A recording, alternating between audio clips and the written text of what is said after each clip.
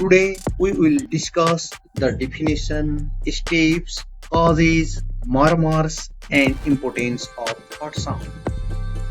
Heart sound in human heartbeat, the valves of heart remain closed and open passively in order to prevent the backward flow of blood into the ventricle. The closure of the valves, which is associated with an audible sound, lub dub, called heart sounds. Heart sound can be heard by using a stethoscope.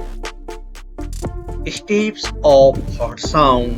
Heart sound can be described on the following steps with the help of phonocardiogram. First heart sound or loud. Second heart sound or dull. Third heart sound and fourth heart sound.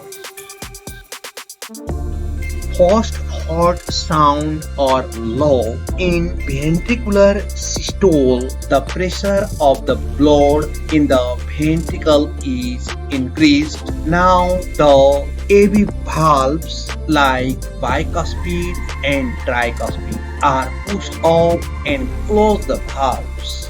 The tight closure of the AV valves, either bicuspid or tricuspid, at the start of ventricular contraction to produce the first sound low.